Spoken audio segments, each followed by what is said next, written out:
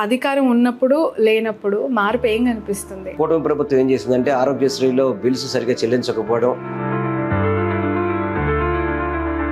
Government schools నిర్లక్ష్యం చేస్తుంది. తల్లికి వందనం అని చెప్పి మోసం చేశారు తప్ప ఇచ్చిన పరిస్థితి లేదు. అసలు ఈరోజు తల్లికి వందనం వచ్చిందంటే జగన్మోహన్ రెడ్డి గారు నిలదీయడం వల్లే. ఏబిఎన్ ఛానల్ అని చెప్పింది నిన్న, ఎంత దుర్మార్గంగా మాట్లాడారమ్మా వాళ్ళు. మీ భార్య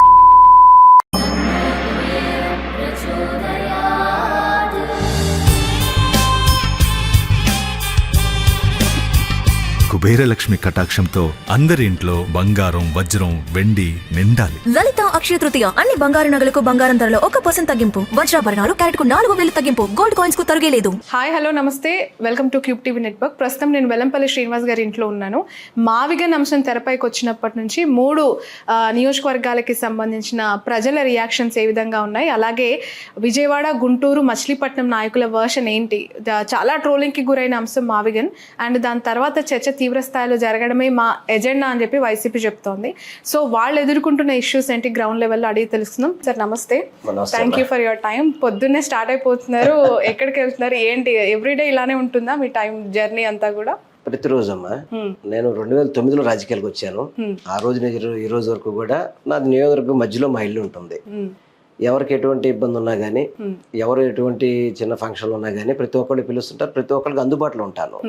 అది అధికారం ఉన్నా ఒకటే, అధికారం లేకపోయినా నా దినచర్య మాత్రం ప్రతిరోజు ప్రజలతో ఉండడం అనేది నాకు అలవాటు. అదే నాకు విజయానికి దోహదం కూడా చేస్తుంది. అదేవిధంగా ప్రజలకి ఏ చిన్నపాటి కష్టం వచ్చినా, ఇబ్బంది వచ్చినా కానీ, ఎవరికి ఎటువంటి ఇబ్బంది ఉన్నా కానీ అధికారంలో ఉన్నప్పుడేమో పనులు చేసి పెడతాం, అధికారం లేకపోతే పోరాటం ద్వారా వాళ్ళు పనిచేయాలని చెప్పని ఒక ఆలోచనతో ముందుకెళ్తాం. కాబట్టి ప్రజల దగ్గర అయితే మాత్రం వెల్లంపల్లి శ్రీను అనేది ఒక విజయవాడ వెస్ట్లో ప్రజలందరూ కూడా నన్ను మంచిగానే ఆదరిస్తారు.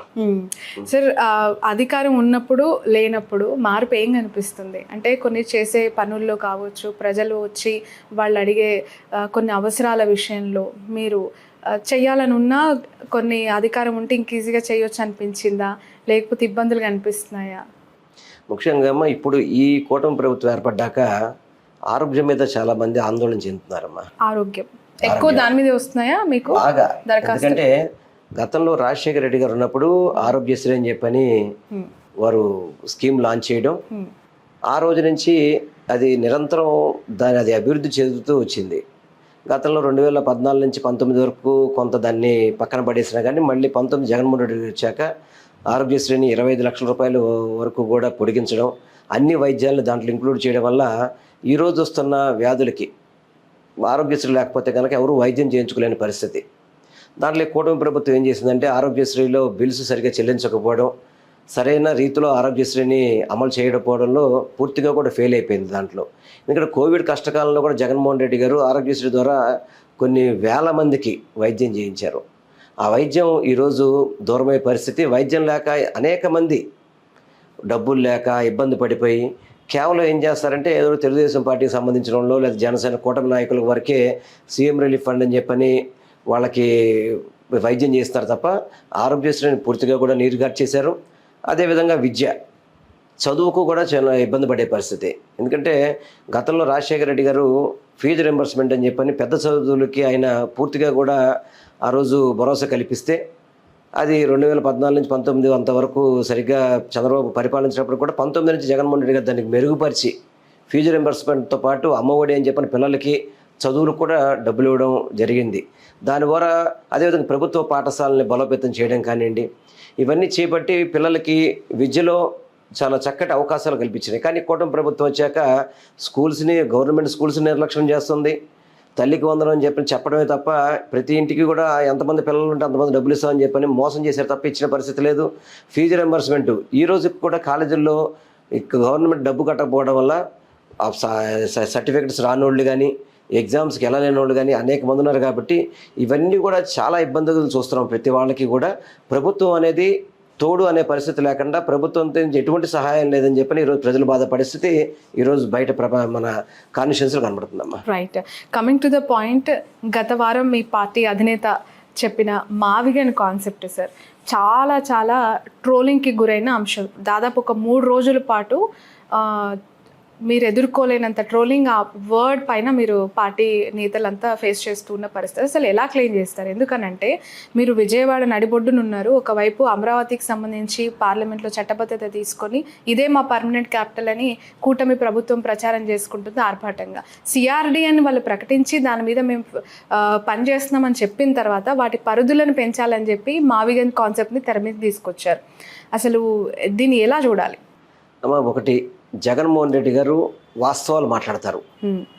వాస్తవాలు మాట్లాడినప్పుడు కొంచెం చేదుగా ఉంటాయి జనాలకి. ఇప్పుడు కోవిడ్ వచ్చినప్పుడు జగన్మోహన్ రెడ్డి గారు ఏం చెప్తారు?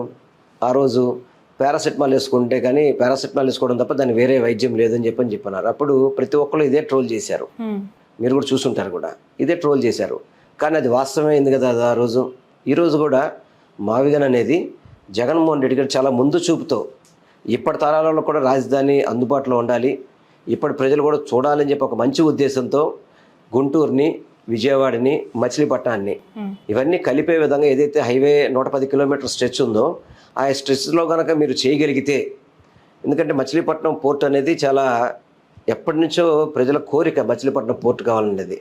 ఆ పోర్టు జగన్మోహన్ రెడ్డి గారి ప్రభుత్వంలోనే ప్రారంభించడం దాదాపు పూర్తయ్యే పరిస్థితిలో ఉంది ఆ పోర్టు. ఆ పోర్టును తీసుకొని గన్నవరం ఎయిర్పోర్ట్ని డెవలప్ చేసి, అదేవిధంగా విజయవాడ రైల్వే స్టేషన్ జంక్షన్ ఏదో ఉందో దాన్ని అభివృద్ధి చేసి, అదేవిధంగా గుంటూరులో మిర్చి యార్డులు కావచ్చు, అదేవిధంగా వ్యాపార వ్యవస్థలు కావచ్చు అనేవి ఉన్నాయి. కాబట్టి ఇవన్నీ కూడా కొంత మనం వాళ్ళకి భరోసా ఇచ్చి ఒక తక్కువ అమౌంట్తో కొంచెం వీటిని అభివృద్ధి చేయగలిగితే కనుక రాజధాని అనేది ఇప్పటికే మనకి చేతికి వస్తుంది, మనం కూడా మన తరాలు కూడా చూడొచ్చు అని చెప్పి ఒక మంచి ఉద్దేశంతో, అదేవిధంగా లక్షల కోట్లు అప్పు చేయాల్సిన పని లేదు, వీటికి లక్షల కోట్లు అప్పు చేయాల్సిన పని లేదు. ఓన్లీ కేవలం ఇప్పుడు అమరావతి అని చెప్పని రోడ్లు, డ్రైన్లు, డ్రింకింగ్ వాటర్, కరెంటు వైరు, వీటికి చిన్న మౌలిక సదుపాయాలకే లక్షల కోట్లు ఖర్చు పెట్టాల్సిన పరిస్థితి, 2 లక్షలు 3 లక్షల కోట్లు ఖర్చు పెట్టాల్సిన పరిస్థితి వస్తుంది. ఆ పరిస్థితి మన ఆంధ్ర రాష్ట్రం తట్టుకోగలుగుతుందా, అంత ఆర్థిక పరిస్థితి మన దగ్గర బాగున్నదా అని చెప్పి మనం ఆలోచించాల్సిన పరిస్థితి కూడా ఉంది. ఇప్పుడు జగన్మోహన్ రెడ్డి గారు ఏమీ వేరే విధంగా చెప్పలేదే. ఆయన చెప్పిన దాంట్లో ఎవరు తప్పు ఉంటే కనుక ఆర్గ్యుమెంట్కి మేము సిద్ధంగా ఉన్నాం, వాళ్ళతో ఎవరైనా సరే చర్చించడానికి మేము సిద్ధంగా ఉన్నాం. నష్టం ఏముందమ్మా? గుంటూరు ఇప్పుడు మీకు ఎయిమ్స్ హాస్పిటల్ ఉంది, ఎందుకు మంగళగిరిలో పెట్టారు? అమరావతిలో పెట్టచ్చు కదా.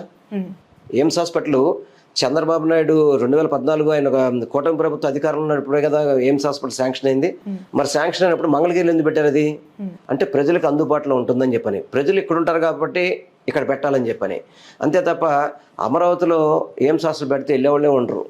అందుకని మనం కూడా ప్రాక్టికాలిటీ ఆలోచించకుండా మేము అధికారంలోకి వస్తే మేము మార్చుకోలేమా అనే క్రమంలో మీ పార్టీ అధినేత చేసిన వ్యాఖ్యలు ఏవైతే ఉన్నాయో మళ్ళీ చర్చకు వచ్చాయి. ఎందుకనంటే ఇప్పుడు చట్టబద్ధత అనే అంశం పార్లమెంట్ పరిధిలో సెంట్రల్ గవర్నమెంట్ సపోర్ట్తోనే జరిగింది.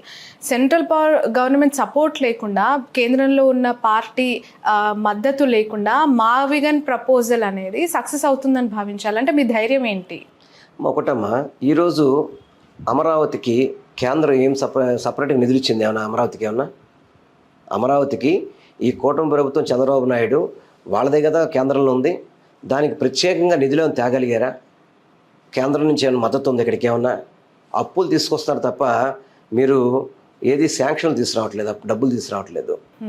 రెండోది, సరే మార్చగలుగుతామా అని చెప్తే వాస్తవికాలు చెప్పారు జగన్మోహన్ రెడ్డి గారు. రాజ్యాంగమే అనేకసార్లు మార్పులు జరిగింది. అంటే ఈ అమరావతిని మీ చట్టం మార్పు చేయాలని చెప్పాలా? మీరు అడిగిన ఉదాహరణలు చెప్పారు. ఇప్పుడు రాజ్యాంగమే అనేకసార్లు మార్పులు చేశారు. అసలు వాస్తవంగా చెప్పాలంటే రాజధాని అనే దానికి చట్టబద్ధత అవసరమా? అంటే కేంద్రంలో ఇతర రాజధానులకు ఎప్పుడైనా కానీ చట్టం చేశారా? మన కోసమే చట్టం ఎందుకు చేయాల్సి వస్తుంది? వీళ్ళు కేవలం ప్రజల్ని మోసం చేయడానికి.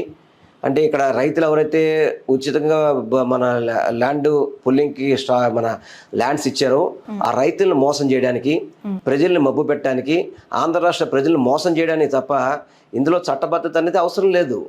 ఇప్పుడు ఎక్కడ ముఖ్యమంత్రి ఉండి పరిపాలన చేసుకుంటే అక్కడే రాజధాని అవుతుంది.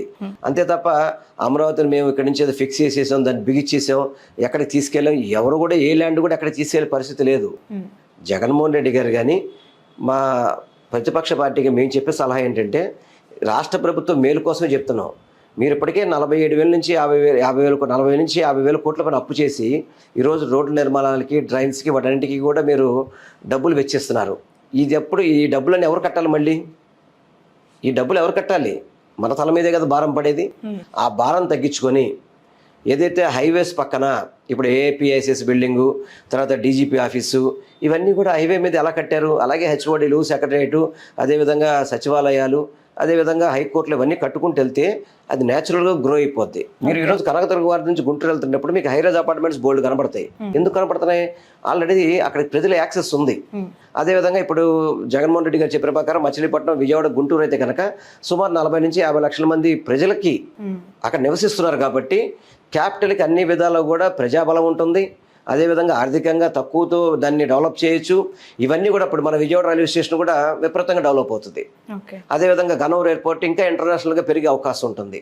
అదేవిధంగా ఇప్పుడు మీరు మచిలీపట్నం పోర్టు చూసుకుంటే కనుక పక్క రాష్ట్ర ముఖ్యమంత్రి కూడా రేవంత్ రెడ్డి చెప్పాడు, మేము మచిలీపట్నం నుంచి హైదరాబాద్కి మేము 6 వే వేసుకుంటాం, 8 వే వేసుకుంటాం, ఎందుకంటే మాకు పోర్టు కనెక్టివిటీ కావాలని చెప్పని. పక్క రాష్ట్రం వాళ్ళు ఏమో పోర్టు కనెక్టివిటీ కావాలని చెప్పని వాళ్ళు అక్కడ ఉన్న క్యాపిటల్కి పోర్టు కలుపుకుంటుంటే మనమేమో ఇక్కడుండి పక్కన ఉన్న పోర్టుని మనం నిర్లక్ష్యం చేస్తున్నాం.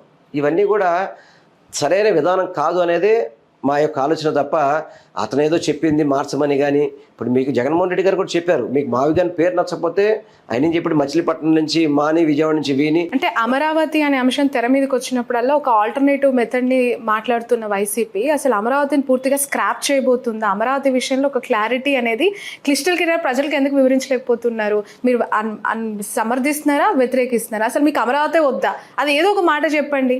ఒకటమ్మా, జగన్మోహన్ రెడ్డి గారు ఏ రోజు కూడా అమరావతిని వ్యతిరేకించలేదు. మీరు తప్పుడు భావన ప్రజల్లో తీసుకెళ్లే అవకాశం చేస్తున్నారు. జగన్మోహన్ రెడ్డి గారు ఏంటంటే ఇంకొంచెం ముందు చూపుతూ ఆలోచించి వైజాగ్ అయితే కనుక ఇప్పుడున్న అక్కడ పోర్టు కావచ్చు, ఇంటర్నేషనల్ ఎయిర్పోర్ట్స్ కావచ్చు, అక్కడ ఉన్న కంపెనీలు కావచ్చు, వీటి ద్వారా మనకు హైదరాబాద్కి కానీ, చెన్నైకి కానీ, బొంబాయికి కానీ పోటీ పడగల నగరం అవుతుంది విశాఖపట్నం అని చెప్పని. దాన్ని కొంచెం మనం చేయూతిస్తే అది ఇంకా మంచిగా పెరుగుతుందనే ఉద్దేశంతో ఆయన చెప్పడం జరిగింది. అది ప్లాన్ ఏ కింద చెప్పారు, ఇప్పుడు ప్లాన్ బి కింద చెప్తున్నారు. చెప్పినప్పుడు ఆలోచించండి, ఏముంది జగన్మోహన్ రెడ్డి గారు ఏం చెప్పారు? ఎక్కడ కూడా ప్రాంతం మార్చమని చెప్పలేదే. గుంటూరు విజయవాడ మధ్యలో అంటే మీకు అమరావతి కూడా గుంటూరు విజయవాడ మధ్యలో లేదా? కాకపోతే మీరు చెప్పిన ప్రదేశం ఏంటంటే ఒక ఐలాండ్ లాగా. అంటే మీరు దాదాపు ఒక అరగంట జర్నీ చేస్తే కానీ ఆ ఊరికి వెళ్ళలేని పరిస్థితి, వరదలు వస్తే నీళ్లు వచ్చేసే పరిస్థితి. అదేవిధంగా కట్టడాలు ఏ విధంగా మనం డెప్త్కి వెళ్ళాల్సి వస్తుంది, కింద మన పునాదులు తీయాల్సి వస్తుంది, మీరు అందరూ కూడా చూస్తున్నారు. 3 పంటలు మనం వృధా చేస్తున్నాం. ఇవన్నీ కూడా అమరావతిలో నష్టం జరుగుతుంది కాబట్టి రైతులు కూడా ఈరోజు మనకి అమరావతి అని చెప్పి 12 ఏళ్ళు అవుతుందమ్మా. రైతులకి ఏం న్యాయం చేయగలిగారు ఈ ప్రభుత్వం చెప్పండి, కూటమి ప్రభుత్వం? మీరు ఇంతవరకు వాళ్ళు ఇచ్చిన భూములకి మీరు ల్యాండ్స్ ఇవ్వగలిగారా? ఇవ్వకుండా ఎందుకు రైతులను మోసం చేస్తున్నారు? ఎందుకు ప్రజల్ని మోసం చేస్తున్నారు? 100% ఒకవేళ టీడీపీ కనుక వాళ్ళకి అన్యాయం చేస్తుంది, వాళ్ళకి ఏం న్యాయం చేస్తారని ప్రశ్నిస్తున్నారు కదా, మీరు వాళ్ళకి ఏం భరోసా కల్పించబోతున్నారు? అమ్మ తప్పకుండా అమ్మా, వాళ్ళకి ఏదైతే ప్రభుత్వం కమిట్మెంట్ ఇచ్చిందో ఆ కమిట్మెంట్ ఇన్ టైంలో తీర్చాలనేది మా డిమాండ్. తప్పనిసరిగా వాళ్ళకి మీరు ఏదైతే చెప్పారో అది ఇన్ టైంలో చేయాల్సిన బాధ్యత కూటమి ప్రభుత్వం మీద ఉంది. రైతులు మోసం చేయబాకండి. రైతులకి కొంతమంది పాపం, ఒక రైతు అయితే కనుక మంత్రి నారాయణ మీటింగ్లోనే అతను మాట్లాడుతూ హార్ట్ అటాక్ వచ్చి చచ్చిపోయాడు. ఎందుకంటే పిల్లలు పెళ్లి చేసుకోవడానికి భూములేమో వీళ్ళు ల్యాండ్ పుల్లింగ్లో తీసేసుకున్నారు, చదువులకి ల్యాండ్ వాడుకోవడానికి లేదు, అదేవిధంగా అప్పుల పాలైపోతున్నారు, వాళ్ళకి ఉపాధి లేకుండా పోయింది. ఇంతమంది రైతులు ఉసురు పోసుకొని ఏదన్నా మనకి రాజధాని అభివృద్ధి చెందుతుందా? రైతులు సంతోషం ఉండాలా, రైతు ముఖంలో చిరునవ్వు ఉంటేనే ఆ రాష్ట్రం బాగుంటుందని చెప్పని ప్రతి ఒక్కళ్ళు కూడా భావిస్తారు. అటువంటి రైతు కన్నీరు పెట్టుకొని స్థలాలు ఇస్తే నువ్వు 12 ఏళ్ళైనా కానీ ఈ రోజుకి కూడా మనం ఈ రోజు మాట్లాడే టైంకి కూడా వాళ్ళకి రైతులకి స్థలాలు చూపెట్టలేదు. మీరు వాళ్ళ బతుకులు ఏమైపోతాయమ్మా? అదే స్థలం మీద ఆధారపడ్డాడు, అదే స్థలం మీద పిల్లలకి పెళ్లి చేయాలనుకున్నాడు, అదే స్థలాల మీద పిల్లలు చదువు చెప్పాలనుకున్నాడు. మీరు ఫ్లాట్ ఇవ్వకపోతే వాళ్ళు అమ్ముకోవడానికి అవకాశమే లేకపోతే వాళ్ళ జీవన సరళి ఏమైపోతుంది? ఇవన్నీ చిన్న చిన్న విషయాలు కూడా వాళ్ళు ఆలోచించకుండా, వాళ్ళు గ్రహించకుండా ఒక పక్క రైతులను మోసం చేస్తారు, ఆంధ్ర రాష్ట్ర ప్రజానీకాన్ని కూడా మోసం చేస్తున్నారు. ఈరోజు విజయవాడ రైల్వే స్టేషన్ నుంచి ఎయిమ్స్ హాస్పిటల్కి వెళ్ళిపోవాలంటే కూడా మనకు అన్ని విధాలు మెరుగైన సౌకర్యాలు ఉన్నాయి. అదే కదా విజయవాడ రైల్వే స్టేషన్ నుంచి అమరావతి వెళ్తానికి ఏమైనా ఫెసిలిటీస్ ఉన్నాయి మనకి? 12 ఏళ్ళు అవుతుంది ఈ రోజుకి. అది మీరు అర్థం చేసుకోవాలి. అంతే తప్ప అమరావతికి మాకు వ్యతిరేకమేం కాదు. అమరావతి ద్వారా ప్రజల్ని అమరావతి పేరు చెప్పి మోసం చేస్తున్నారు తప్ప అమరావతి ద్వారా ఈ రాష్ట్ర ప్రజలకి ఎక్కడ కూడా మేలు చేసే పరిస్థితి ఈ కూటమి చేయట్లేదు అనేది మా అభిప్రాయం.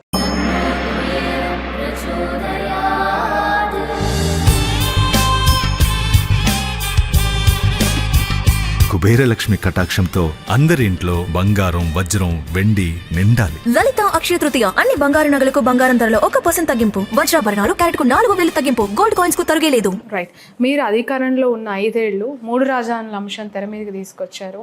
కర్నూలు, వైజాగ్ వీటికి సంబంధించి కంప్లీట్గా దాని ఫోకస్డ్గానే మీ డెవలప్మెంట్స్ అన్నీ ఉన్నాయి.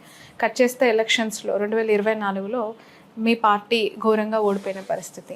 అసలు మీ ఓటమికి ప్రధాన కారణాలు ఏమని విశ్లేషించుకున్నారు 2 ఏళ్ల తర్వాత? ఎందుకు ఈ క్వశ్చన్ అడుగుతున్నానంటే, ఎప్పుడూ గెలవని బీజేపీ విజయవాడ వెస్ట్లో సృజనా చౌదరి గారు నిలబడిన తర్వాత గెలుపొందిన పరిస్థితి. ఆయన ఫక్తు టీడీపీ మనిషి.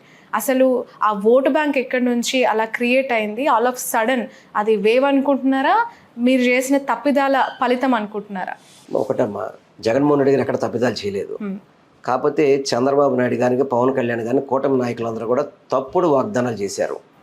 జగన్మోహన్ రెడ్డి గారి కంటే కూడా ఎక్కువ మేము పథకాలు ఇస్తాము, జగన్మోహన్ రెడ్డి గారి కంటే కూడా ఎక్కువ అభివృద్ధి చేస్తామని చెప్పని ఈరోజు ఏదైతే ల్యాండ్ టైటిలింగ్ యాక్ట్ ఉందో అది మేమే చేసామని డబ్బా కొట్టుకునే వాళ్ళు ఎన్నికల ముందు ఏం చెప్పారు, మీ ల్యాండ్స్ అన్ని కూడా జగన్మోహన్ రెడ్డి గారు లాక్కుంటారని చెప్పని తప్పుడు ప్రచారాలు చేశారు. ఈరోజు అదే ల్యాండ్స్ని, అదే సర్వేని మేము చేసామని చెప్పని కేంద్రం నుంచి వచ్చే నిధులు వాడుకుంటున్నారు, ఆ క్రెడిట్ కూడా వాళ్ళే తీసుకుంటున్నారు.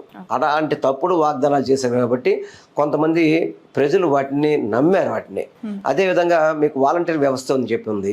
గతంలో చంద్రబాబు నాయుడు వాలంటీర్ వ్యవస్థనే ఉన్నాడు, వీళ్ళు మూటలు మోసే ఉద్యోగాలు, ఇంటికి వెళ్ళి అర్ధరాత్రి పూట తలుపులు కొడుతున్నారని చెప్పిన వ్యక్తి ఎన్నికల ముందు ఏం చెప్పాడు, మీకు జగన్మోహన్ రెడ్డి 5,000 జీతం ఇస్తున్నాడు, నేను 10,000 రూపాయలు జీతం ఇస్తా అని చెప్పని వాళ్ళని ఎన్నికలు అయిపోయిన తర్వాత కనీసం వాలంటీర్ల వ్యవస్థను నాశనం చేసేసాడు. అదేవిధంగా ఈరోజు సచివాలయం వ్యవస్థ కానివ్వండి, ఈరోజు జగన్మోహన్ రెడ్డి గారు ఉంటే ప్రతి వాళ్ళు ఏదైనా ఇబ్బంది ఉంటే కనుక వాళ్ళకి ప్రభుత్వ అవసరం ఉంటే వాళ్ళ ఇంటి పక్కన సచివాలయానికి వెళ్తే పని అయిపోయేది. ఆ వ్యవస్థను నిర్వీణం చేశాడు ఈరోజు. ఇవన్నీ ఏంటంటే ముగ్గురు నాయకులు, అటు తెలుగుదేశం, ఇటు జనసేన, ఇటు భారతీయ జనతా పార్టీ, ముగ్గురు పార్టీలు తప్పుడు ప్రచారాలు చేసి లేనిపోయిన అన్ని హామీలు ఇచ్చి వాళ్ళు చేశారు కాబట్టి వాళ్ళు అధికారంకి వచ్చారు. అదేవిధంగా అందరికీ కూడా కొంత అనుమానం ఉన్న సంగతి కూడా మీ అందరికీ తెలిసిన విషయమే. చాలామంది వాస్తవాలు వాళ్ళ పరకాల ప్రభాకర్ లాంటి వాళ్ళు, ఉండవల్లి అరుణ్ కుమార్ లాంటి వాళ్ళు, చాలామంది మేధావులు ఈవీఎంల గురించి, వాటిలో జరిగిన మోసాల గురించి మాట్లాడుతున్నారు. వాటికి ఏమైనా చంద్రబాబు సమాధానం చెప్తున్నాడా? ఇవన్నీ కలిసి జగన్మోహన్ రెడ్డి గారు ఓటమికి కారణమైందే తప్ప జగన్మోహన్ రెడ్డి గారు ఈరోజు ఈ 2 సంవత్సరాల పరిపాలన చూసుకొని జగన్మోహన్ రెడ్డి గారు 5 ఏళ్ళ పరిపాలన చూసుకుంటే ప్రజలు ఈరోజు జగన్మోహన్ రెడ్డి గారే మాకు కరెక్ట్ రైట్, మీరు కావాలి ప్రజాభిప్రాయం సేకరించండి. ఈరోజు అందరూ కూడా జగన్మోహన్ రెడ్డి గారు మళ్ళీ కావాలని చెప్పి అంటున్నారు. మళ్ళీ ఆయన వస్తేనే అభివృద్ధి కానీ సంక్షేమం కానీ అందాలంటే జగన్మోహన్ రెడ్డి గారు వస్తేనే సాధ్యమని చెప్పని ఈరోజు ప్రజా వాక్ అని మాత్రం మీ అందరికీ తెలియపరచుకుంటారు. శ్రీనివాస్ గారు, అమరావతి రాజధానికి కూతవేటు దూరంలో ఉన్న నియోజకవర్గం మీది, మాజీ ఎమ్మెల్యే మీరు. అమరావతి అంటే కమరావతి అని లోక్సభలో రేణుకా చౌదరి లాంటి నాయకులు మద్దతు ప్రకటించిన ఈ నియోజకవర్గంలో మీరు ఎలా ఉండగలుగుతున్నారు? ఎందుకనంటే కేవలం ఇది అమరావతి అంటే కమరావతి అని క్లెయిమ్ చేసుకుంటున్నారు. మీ నియోజకవర్గంలో సామాజిక వర్గాల వారిగా ఎలాంటి బైఫర్కేషన్స్ వచ్చే అవకాశం ఉందని భావిస్తున్నారు? దట్టు వైసీపీకి విన్నింగ్ ఛాన్సెస్ ఉంటాయి ఇన్ ఫ్యూచర్. ఎందుకనంటే కంప్లీట్లీ అగెనిస్ట్గా మీ స్టెప్స్ కావచ్చు, ఆ పార్టీ క్లెయిమ్ చేస్తున్న ఇన్సిడెంట్స్ అని చూస్తున్నాం. ఒకటమ్మా, వాళ్ళకి వికృత చేష్టలు బాగా పెరిగిపోయినాయి. ఒక పార్లమెంట్ రాజ్యసభలో ఒక మహిళా ఎంపీ రేణుకా చౌదరి, ఆమె మా పిలవరా కమరావతి అని చెప్పని అంత ధైర్యంగా చెబుతుందంటే వాళ్ళు ఏ విధంగా వాళ్ళ యొక్క సామాజిక వర్గాన్ని ఎక్స్పోజ్ చేస్తారో మనం అర్థం చేసుకోవాల్సిన అవసరం ఉంది. అదేవిధంగా మీరు కోతవేటు దూరంలో అమరావతి అని చెప్పి రాజధాని అని చెప్పి మీరు మాట్లాడుతున్నారు. నేను మా విజయవాడ నగరం ఎందుకు రాజధాని కాకూడదు అనేది నేను భావిస్తున్నాను. మా విజయవాడ నగరం రాజధాని కావాలి అనే కోరిక ఉంది మాకు. ఎందుకంటే మీరు ఎక్కడో అమరావతిని అభివృద్ధి చేసేవాళ్ళు విజయవాడని ఎందుకు అభివృద్ధి చేయరు? విజయవాడ రైల్వే స్టేషన్ ఎందుకు అభివృద్ధి చేయరు? విజయవాడకు ఆనుకున్న గన్నవరం ఎయిర్పోర్ట్ని ఎందుకు మీరు అభివృద్ధి చేయరు? ఇవన్నీ చేయండి. మీరు మేము చెప్పేది అదే కదా, గుంటూరు అభివృద్ధి చేయండి, విజయవాడ అభివృద్ధి చేయండి, మచిలీపట్నం అభివృద్ధి చేయండి, అన్నింటినీ కలిపి రాజధాని చేయండి అని చెప్పి అంటున్నాం. దానికి ఎందుకు మీరు వ్యతిరేకిస్తున్నారు? కూటమి నాయకులు సమాధానం చెప్పాలి. ఇప్పుడు మంత్రులుగా ఉన్న కొల్లు రవీంద్ర కానీ, ఎంపీలుగా ఉన్న బాలశౌరి కానీ, ఎంపీగా ఉన్న మన చిన్ని కానీ, అదేవిధంగా కేంద్ర మంత్రిగా ఉన్న పెంసాని కానీ, వీళ్ళందరూ కూడా గుంటూరు, విజయవాడ, మచిలీపట్నం అభివృద్ధికి వ్యతిరేకిస్తున్నారా? నిన్నేదో చంద్రబాబు నాయుడు ముసలికని రికార్డ్స్ సిఆర్డీఏ అంటే అర్థం ఏంటని చెప్పని, సిఆర్డీఏలో నువ్వు ఊళ్ళు కలిపినా సిఆర్డీఏలో మీరు అధికారం చలాయిస్తారు తప్ప ఎక్కడ కూడా సిఆర్డీఏ పరిధిని మీరు అభివృద్ధి చేయట్లేదు. సిఆర్డీఏ పరిధి చెప్పి మీరు అక్కడ గ్రీన్ జోన్ అని చెప్పని ఇప్పుడు మీరు అమరావతిలో ఒక దాంట్లో మీరు నిర్మాణాలు చేయని చెప్పి చుట్టుపక్కల ఊళ్ళన్నీ కూడా గ్రీన్ జోన్ చేసేస్తారు కదా మీరు. అంటే చుట్టుపక్కల ప్రజలు మీకు ప్రజల్లా కనపట్లేదా, చుట్టుపక్కల ప్రజలందరూ కూడా మీకు మనుషుల్లా కనపట్లేదా అని చెప్పి మాత్రం నేను భావిస్తున్నాను. నేను చెప్పేది ఒకటి, జగన్మోహన్ రెడ్డి గారు చాలా మంచి ఉద్దేశంతో మచిలీపట్నం, విజయవాడ, గుంటూరు ఏదైతే రాజధాని చేయాలని చెప్పి ఆలోచన దానికి మీరందరూ కూడా ఎందుకు దాన్ని వ్యతిరేకిస్తున్నారని చెప్పి సమాధానం చెప్పాల్సిన అవసరం చంద్రబాబుకి, పవన్ కళ్యాణ్కి, కూటమి నాయకులకు ఉంది. అది వ్యతిరేకిస్తే మాత్రం చరిత్రహీనులుగా మీరు మిగిలిపోతారు. ఫైనల్ క్వశ్చన్ శ్రీనివాస్ గారు, అమరావతికి సంబంధించి లాట్ ఆఫ్ ఇన్వెస్ట్మెంట్స్ అక్కడ అవసరం, ఇన్ఫ్రాస్ట్రక్చర్కి కొన్ని వేల కోట్ల రూపాయలు అక్కడ పెట్టుబడి పెడితే కానీ ఈ 12 ఏళ్లకో 20 ఏళ్లకో దేవుడు ఎరుగు అని మాట్లాడే సందర్భంలో మావిగన్ అంత ఈజీగా అయిపోతుందంటారా? ఎందుకనంటే 3 ఏరియాస్ని కలిపి మచిలీపట్నం పోర్టు సిటీ, విజయవాడ, గుంటూరు ఈ 3 ఏరియాస్ని డెవలప్ చేయాలన్నా కూడా ఎంతో కొంత ఇన్వెస్ట్మెంట్స్ అక్కడ అవసరం పడతాయి. సో ఎస్టిమేటెడ్ బడ్జెట్ మావిగన్కి ప్రపోజల్ ఫిగర్ ఎంత పెట్టుకున్నారు? అసలు ఏమైనా దానికి సంబంధించిన ఫిగర్స్ మీకు మీ నాయకుడు చెప్పారా? ఒకటే, ఇప్పుడు మీరు ఏదైతే 2 లక్షల కోట్లు అవుద్దని చెప్పి మీరు అంచనా వేసుకుని, గతంలో 5 లక్షల కోట్లు కావాలన్నాడు అమరావతి అభివృద్ధికి చంద్రబాబు నాయుడు. మరి ఇప్పుడు 2 లక్షల కోట్లు అభివృద్ధి అవుతుంది అమరావతికి అంటున్నారు. దాంట్లో 10% పెడితే 10% మీరు మన పార్లమెంట్ కానీ, తెలంగాణ అసెంబ్లీ కానీ అవి నిర్మాణాలు వేయాలి, ఎంతైనా ఒకసారి ఆలోచన చేయమని చెప్పండి. వాటి ప్రకారం మీరు నిర్మిస్తే కనుక సంవత్సరం లోపే సచివాలయాలు, అదేవిధంగా మన అసెంబ్లీ, హైకోర్టులు, హెచ్ఓడి ఆఫీసులు ఇవన్నీ కూడా డిఫరెంట్ స్టైల్స్లో కనుక డిఫరెంట్ ఏరియాలు పెట్టుకుంటూ వస్తే మొత్తం ఆ ఏరియా అంతా డెవలప్ అయిపోద్ది కదా. మీరు ఈరోజు అమరావతిలో నిర్మాణం అని చెప్పని ఒక్కొక్క ఎస్ఎఫ్టీకి 11,000 నుంచి 14,000, 15,000, 12,000, 13,000 అని చెప్పని మీరు మినిమం 11,000 నుంచి 15,000 రూపాయల వరకు నిర్మాణం వేయని చెప్తున్నారు ఒక అడుగుకి. మీరు హైదరాబాద్ కానీ, ఢిల్లీలో కానీ, అదేవిధంగా మీకు ఎక్కడైనా కానీ అసెంబ్లీ, పార్లమెంట్ నిర్మాణాలు ఎంతైనాయమ్మా? అడిక్కి 4,000 రూపాయలు, 3,000 రూపాయలు కన్స్ట్రక్షన్ చేస్తుంటే ఇక్కడ 14,000 రూపాయలు ఏ విధంగా మీరు టెండర్లకి ఇస్తున్నారు? మీరు అది ఎంత తప్పు అంటే ప్రజాధనాన్ని ఎంత దుర్వినియోగం చేస్తున్నారు మీరు. ఇవన్నీ కూడా నేను చెప్పేది ఏంటంటే ట్రాన్స్పరెంట్గా, పారదర్శకత కనుక మీరు అభివృద్ధి చెయ్యాలని చెప్పి అనుకుంటే మీ బినామీలను కాంట్రాక్టులుగా పక్కన తీసేసి మీరు టెండర్స్ కనుక పారదర్శకంగా పిలవగలిగితే చాలా తక్కువ వ్యయంతో ఏదైతే మచిలీపట్నం, విజయవాడ, గుంటూరుకు సంబంధించి మీ నిర్మాణాలన్నీ కూడా మినిమం 10,000 కోట్లతో అభివృద్ధి చేయొచ్చు. ఇవన్నీ కూడా చేసే అవకాశం ఉంది. అది చేయకుండా మీరు 2 లక్షల కోట్లు మీరు ఎక్కడిని తీసుకొస్తారు, ఎలా కడతారు, ఎప్పటికవుతాయి? మీరు 12 ఏళ్ళ నుంచి మీరు అమరావతి నిర్మాణం చేయలేదు. నిజంగా చెప్పాలంటే ఈ 3 ఏళ్లలోనే మీరు ఇవన్నీ నిర్మించి చూడండి. పోర్టును పరిగెత్తించండి, ఎయిర్పోర్ట్ని మీరు ఇమీడియట్గా అభివృద్ధి చేయండి, రైల్వే స్టేషన్ అభివృద్ధి చేయండి. ఇవన్నీ చేస్తే మీకు ఈ 3 ఏళ్లలోనే మీరు క్యాపిటల్ని మీరు చూపించగలుగుతారు ప్రజలకు కూడా. అంతే తప్ప మీరు మేధా అని చెప్పిన బిల్డింగ్ ఉందమ్మా, ఇది మన ఐటీ బిల్డింగ్, అది గన్నవరంలో ఎందుకు పెట్టాలి? అమరావతిలో పెట్టచ్చు కదా. రారు ఎవరు అమరావతికి.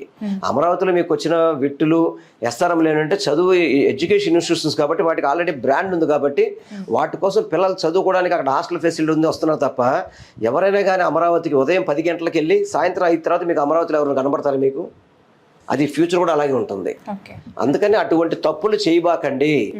అమరావతికి ఎవరు వ్యతిరేకం కాదు. అమరావతిని వేరే విధంగా అభివృద్ధి చేయండి మీరు. అలాగే మన క్యాపిటల్ని త్వరితగతిన అభివృద్ధి చేయండి.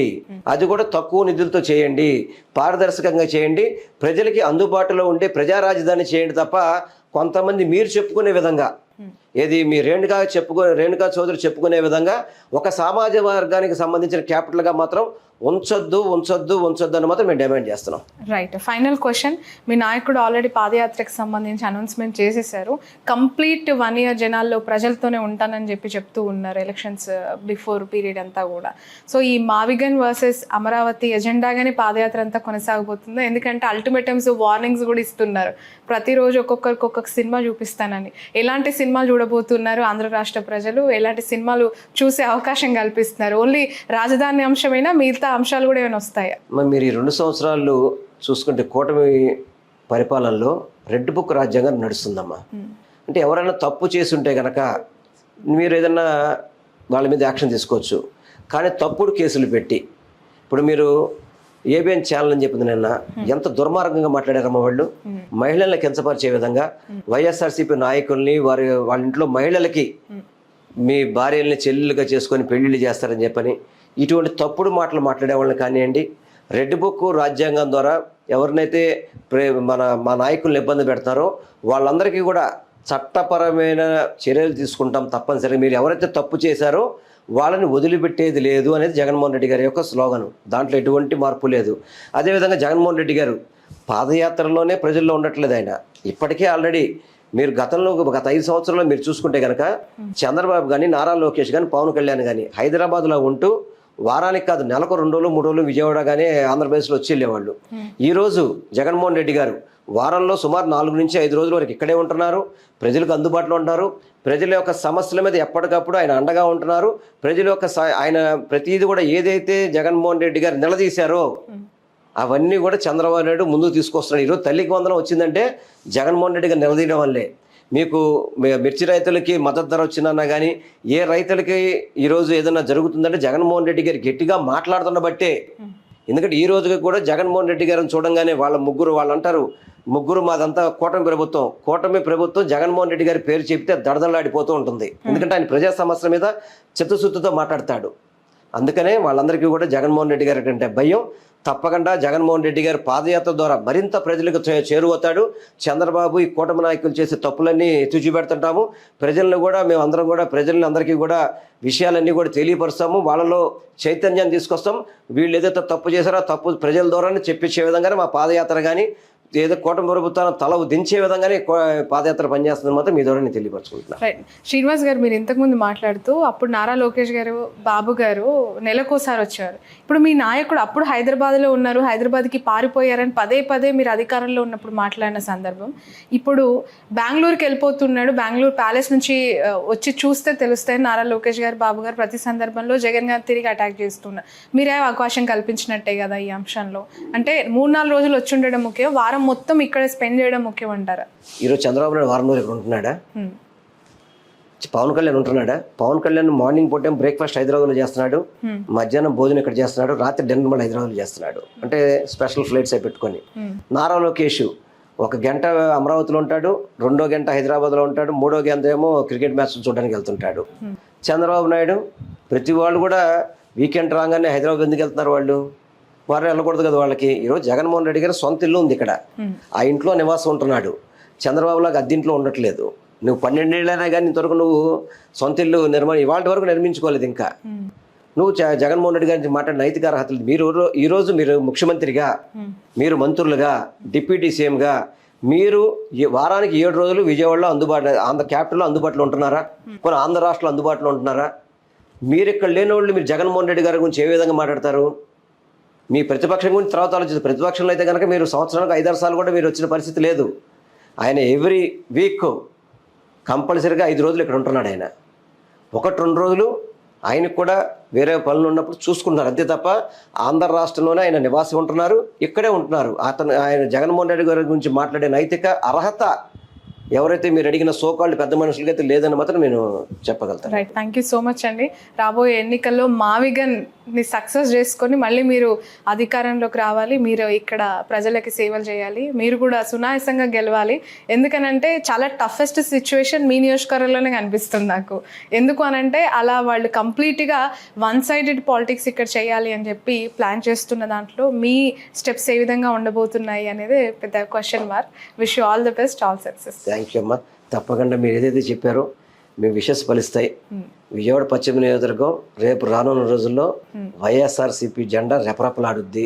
వాళ్ళు ఎన్ని తప్పుడు వాగ్దానాలు చేసినా ఏం చేసినా కానీ ప్రజలు నమ్మే పరిస్థితులు లేరు. రేపు 29కి విజయవాడ వెస్ట్ నియోజకవర్గం వైఎస్ఆర్సీపీ కైవసం చేసుకోబోతుందని మాత్రం నేను డంకాబలంగా మీకు చెప్పగలుగుతాను. Thank you so much. Thank you. ఇది వెల్లంపల్లి శ్రీనివాస్ గారితో special chit chat. That's all for now.